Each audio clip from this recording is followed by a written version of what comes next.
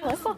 Well, welcome back, everyone. And it is the start of tomato harvest. AJ Petiti was talking about that in one of our segments earlier this hour. Here in Ohio, it's in full swing. And in today's recipe box, we're getting a little double dose of tomato-based recipes from our dietitian and friend, Lindsay Bailey from Akron Children's Hospital. So welcome. It's great to see you here. Thank you. Good morning. Good morning. So I was asking her before break, where did these come from? Where did you get them? Yes. So a lot of these tomatoes are local to Ohio, which is so awesome because at this time of the year, Ohio tomatoes are so great. They're the best. Yes. So some of them are from a family farm. A lot of the tomatoes in the grocery store, they try to focus on local too. Yes. So you can even find them in your grocery store if you're not growing them yourself.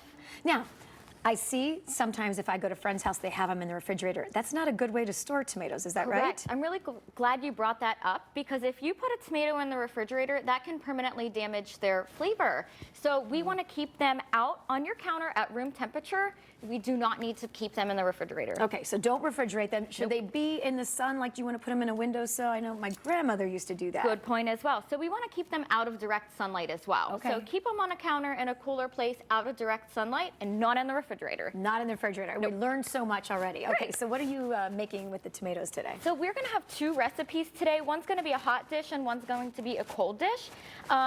So one's going to be focused on a Spanish type of area and one's going to be Italian. So the main reason why I chose a hot and a cold is there is a nutrient in red tomatoes called lycopene, and that's what gives tomatoes their red, bright flavor.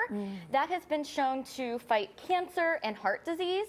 The really cool thing about tomatoes is that a lycopene does not get affected by the heat. So it's actually more concentrated. So heated tomatoes and cooked tomatoes have more concentrated lycopene. So I have a cooked version of a tomato and a cold dish, so we can sample both. All right, so let's do it. So what did you do? This is the... So this is our cold dish, which is really great for summer. This is gazpacho. So this is made with fresh tomatoes, there's cucumber in here, red bell pepper, there's fresh onion and garlic. It's very flavorful. And it's great for these hot summer days where we don't want to turn on our oven, we don't want to make our house even warmer. So that is our It's delicious. gazpacho. It's so light. Did you use a blender with this?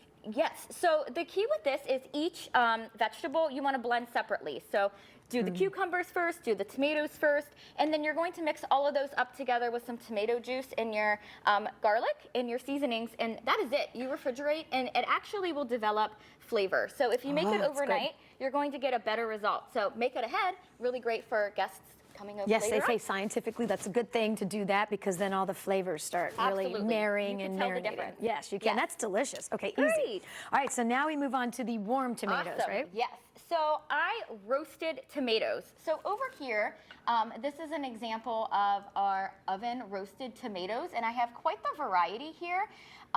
So we're going to have our traditional garden tomatoes that you would grow. The little cherry tomatoes, a lot of people, it's easy for them to grow in their garden. So that's the little yellow ones there. We have some plum tomatoes and some Campari tomatoes. So you're getting a lot of variety and a lot of different flavors here. How long do you roast them for?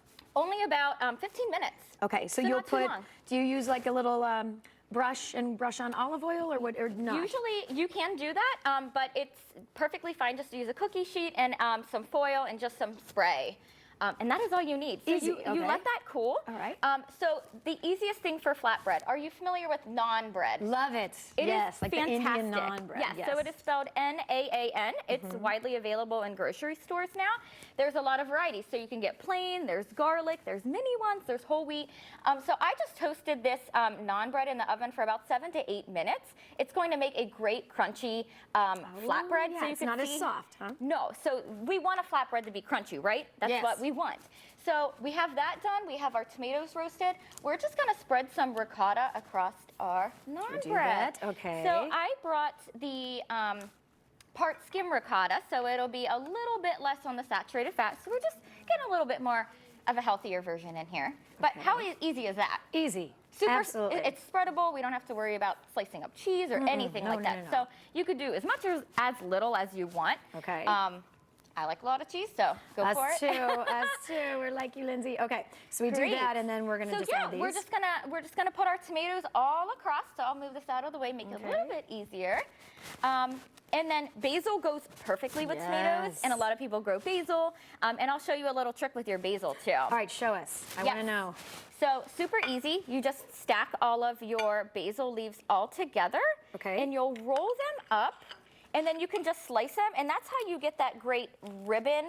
So if you go to any Oh, restaurants yeah. and you see how they kind of ribbon their basil, that's all you have to do. You just roll it, and then you get these perfect little ribbons. So we can Adorable. kind of spread them across your flatbread here. Okay, that's a great idea. That is it. But it just has a great pop of color, and basil just complements the flavor of these tomatoes so well. Now, since you already put the bread in the oven to stiffen it up, and you already roasted the tomatoes, are you done baking it? Yep, it is done. So you could pop it in the oven again just to warm it back up, but it's okay just to eat as is. And it looks So like this. Hello, friends. Come on in.